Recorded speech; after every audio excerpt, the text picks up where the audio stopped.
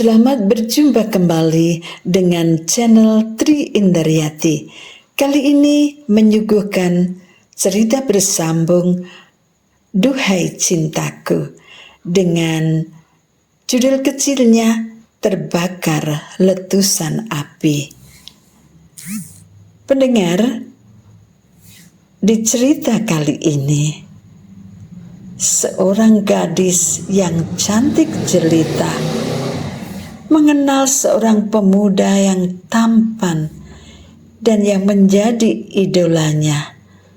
Lalu mereka saling bertaut dalam kasih mesra. Bahkan angan mereka sampai menggapai langit yang ketujuh. Begitu cintanya mereka berdua, sehingga melambungkan angan-angan rindu setengah mati. Nah, ingin tahu kelanjutan ceritanya? Ikuti Cerbung Bersuara kali ini, Terbakar Letusan Api. Selamat mendengarkan.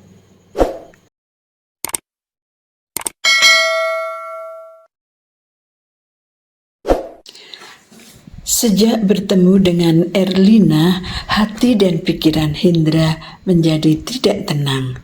Bayangan wajah ayu itu terus menggoda hati, sekaligus menguasai pikirannya. Tak sedetik pun Hendra bisa melupakan bayangan gadis itu. Mengapa aku belum pernah melihatnya? Demikian kata hatinya. Kalau dipikir kelas Erlina bersebelahan, cuma berselang satu kelas IPA 1 saja. Tapi ya, dia kan termasuk siswa baru di sekolah itu. Hendra tidak betah tinggal di rumah tanpa melakukan apapun, hanya menunggu munculnya hari esok untuk bisa bertemu dengan Erlin. Benar-benar gak bisa menahan gejolak hati dan kegundahannya. Hendra mengeluarkan motor dari garasi, dipacu kencang, ngibrit menuju rumah Rama. Tumben bro, main kesini. Ada yang gawat gak nih? Ma, to the point aja ya. Kamu kenal yang namanya Erlina gak? Erlina? Anak IPS maksudmu? Ya kenal lah. Emangnya kenapa, Andra? Oh, ngerti aku. Kamu naksir sama dia ya? Hendra masih malu mengakuinya. Dia merasa terlalu cepat berterus terang kalau terpikat hatinya sama Erlin. Meskipun jatuh cinta pada pandangan pertama itu sah-sah saja sih. Cuma kaget saja sih, Ma. Kemarin ketika aku mau ke ruang ganti pakaian, tiba-tiba dia menghampiriku dan ngucapin selamat. Dah, gitu aja kok. Yang aku heran ya, Ma. Aku sudah 1 semester sekolah di situ. Kok baru kemarin ya lihat dia? Ya iyalah, Erlin kan baru saja kembali dari Jepang. Maksudmu, Ma? Dia anak baru? Enggak juga sih. Dia tuh ikut program pertukaran pelajar AFS dan dia pilih negara Jepang sebagai base-nya. Hebat dong. Berapa lama dia di Jepang? Aduh, kamu ini, Indra. Kenapa tanyanya ke aku? Tanya orangnya sendiri dong. Kayak detektif saja kamu nanyanya. Seperti menginterogasi tersangka. Kendor sudah keinginan Hendra untuk melanjutkan mencari info tentang Erlin. Hendra menanggapi ocehan Rama dengan tersenyum manis, meskipun hatinya kecut. Oke, Mah. 1 pertanyaan lagi ya saja ya. Kamu tahu rumah Erlin gak? Rama terkejut Terkejut tiba-tiba ditanya rumah Erlin. What? Gile lu, Indra. Hubungannya apa coba aku dan rumah Erlin? Siapa tahu secara kebetulan kamu tahu, bro.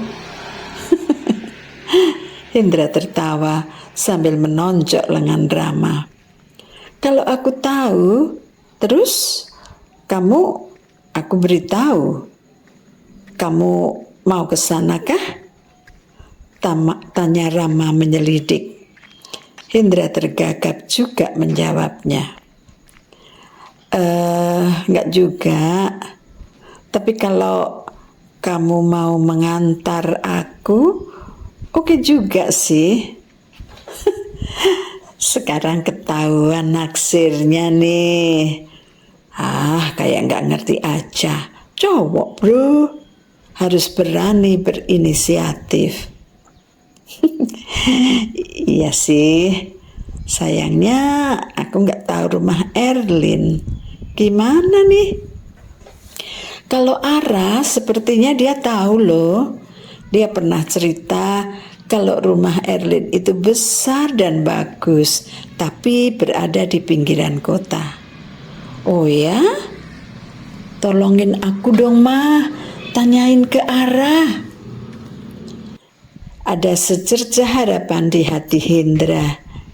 Ia bakal ketemu Erlina dan tidak perlu menunggu sampai esok hari. Setelah Rama menghubungi Ara lewat telepon, maka berangkatlah kedua sahabat itu ke rumah Erlin. Tentu saja harus menjemput Ara lebih dulu. Yang dimaksud Hindra senang adalah bisa ke rumah Erlin tidak sendirian. Setidaknya hal ini menyamarkan niat utama pergi ke rumah Erlin itu adalah keinginan Hindra. Untung Rama dan Ara mau diajak bersekongkol. Sekarang yang dipikirkan Hindra adalah apa yang akan dikatakan jika ia nanti bertemu Erlina. Mengalir saja. Toh ada Ara sesama wanita. Pasti ngobrolnya seru.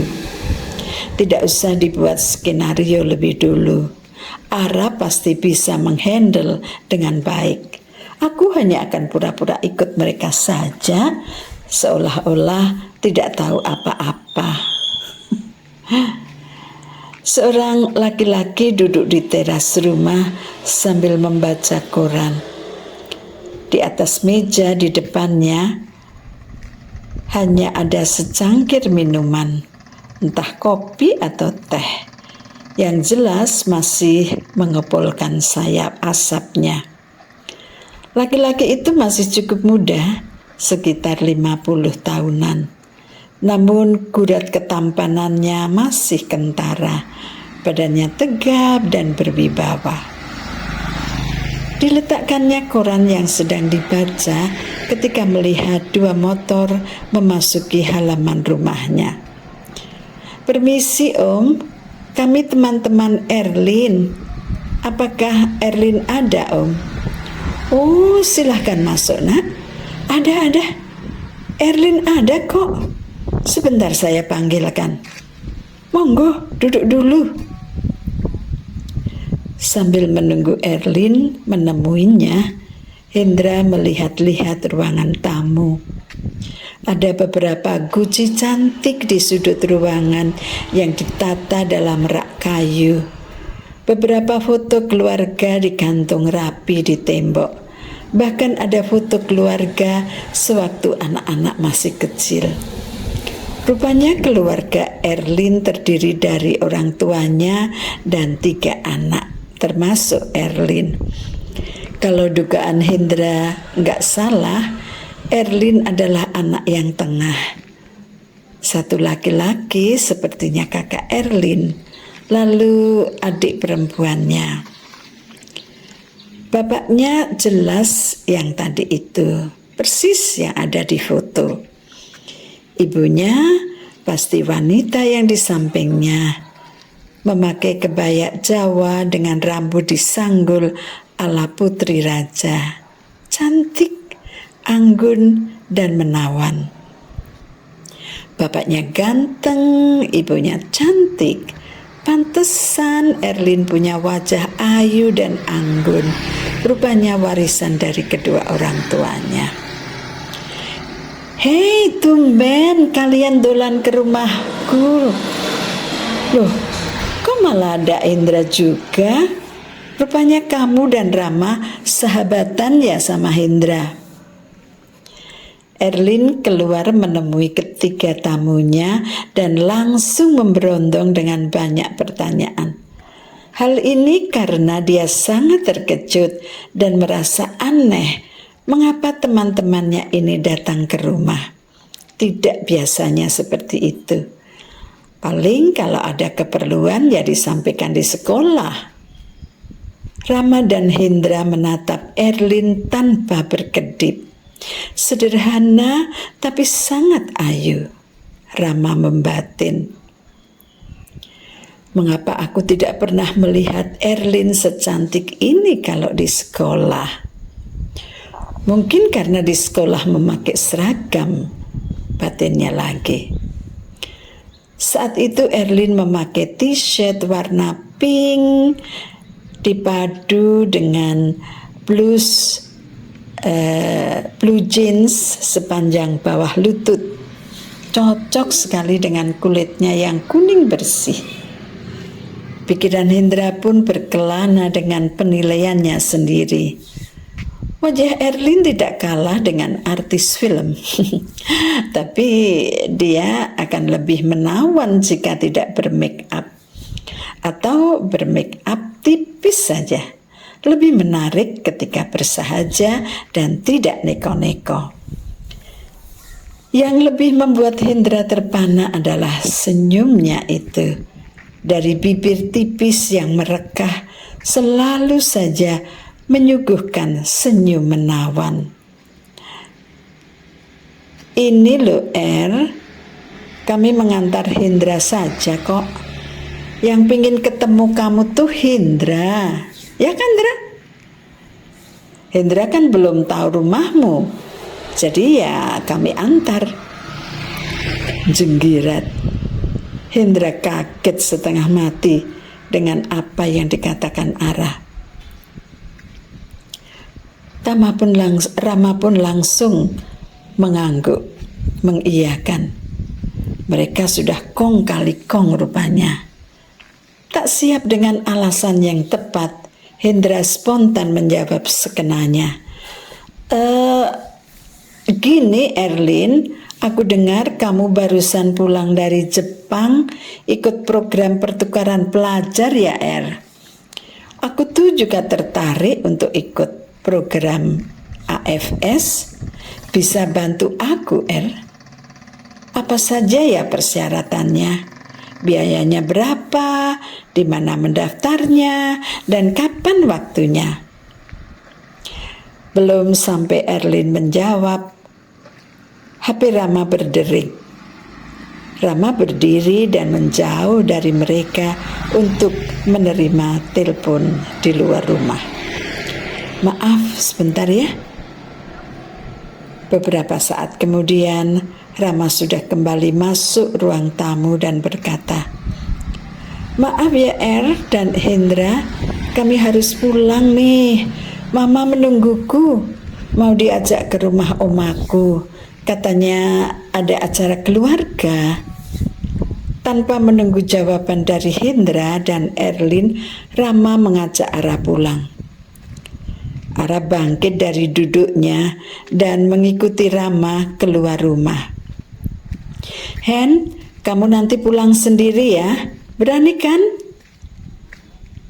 Erlin, kami pulang ya. Hati-hati ya kalian, kata Erlin sambil mengantar tamunya sampai ke halaman rumah dan menunggu mereka menghilang dari pandangan. Hendra pun mengikuti Erlin melakukan hal yang sama. Yuk Hendra, masuk, ajak Erlin. Kalau kita duduk di teras saja gimana, Ayo, nggak apa-apa. Mereka duduk di teras sambil ngobrol ke sana kemari. Yang jelas bukan tentang program pertukaran pelajar lagi. Hendra sudah lupa tentang hal itu karena memang bukan itu tujuan ke rumah Erlina. Di jalan menuju ke suatu tempat, entah mereka mau kemana lagi, yang jelas mereka belum akan pulang ke rumah. Rama dan Ara ketawa ngakak. Mereka puas membuat skenario supaya Hendra bisa berduaan dengan Erlina. Telepon tadi ya dari Ara. Ia memencet nomor HP Rama. Dan ketika Rama mengatakan itu telepon dari mamanya, itu juga hanya bohong. Rama dan Ara sudah men-setting seperti itu. Sambil pulang naik motor, hati Hendra berbunga-bunga. Ketika melewati jalan luar kampung yang sepi, di tengah sawah-sawah, Hendra bahkan bersenandung lagu cinta. Making believe me, I'd spend my lifetime just loving you and making believe. Duh, syahdunya lagu lawas Making Believe-nya Jim Reeves. Tiba-tiba menjadi lagu favorit hanya karena lirik lagu itu mampu mewakili gejolak hatinya yang sedang terbakar api kesengsem pada seorang gadis. Ia biarkan hati dan jiwanya berkelana di alam yang jauh di atas sana, yang seolah membawanya menjauh dari kehidupan duniawi. Hanya ada cinta dan senandung bahagia berkumandang di setiap relung hatinya.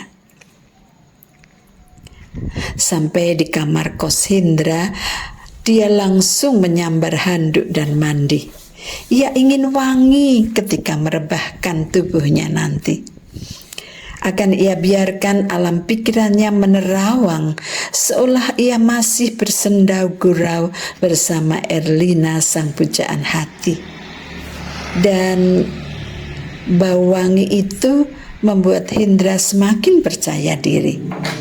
Disemprotnya lah minyak wangi one man show kesukaannya ke seluruh tubuh. Seret berkali-kali di bagian depan dan belakang tubuhnya. Begitu Hendra pergi, Erlin langsung masuk ke kamar. Hal pertama yang ia lakukan adalah berdiri di muka cermin rias yang panjangnya 1 meter itu, sehingga ia bisa memandang seluruh tubuhnya. Diamati sendiri wajahnya dan ia tersenyum. Lalu disisir rambutnya yang sebetulnya masih rapi, diikat ke atas pakai jepit rambut. Namun tidak lama kemudian ia lepaskan lagi. Dan ini dilakukan beberapa kali, seolah ingin memastikan lebih cantik yang mana, rambut terikat atau dibiarkan lepas tergerai. Bosan dengan apa yang ia lakukan, ia hempaskan tubuhnya di tempat tidur dan ketap-ketip matanya sambil terkadang senyum sendiri. Erlin sangat senang Hendra datang ke rumahnya di saat ia sendiri lagi sering memikirkannya. Ah, Dewi Cinta kiranya sedang berpihak kepadanya.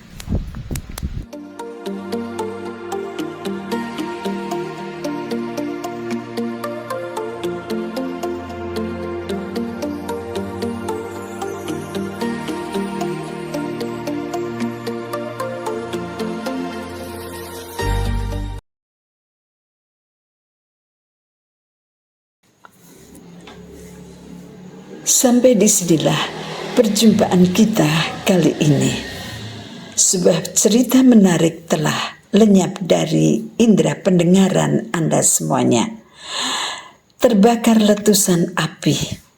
Itulah judul kecil yang kami pilih Jangan lupa untuk selalu mengikuti cerita bersambung ini agar Anda tidak ketinggalan dengan cerita-cerita manis yang kami angkat dan kami suguhkan khusus untuk Anda.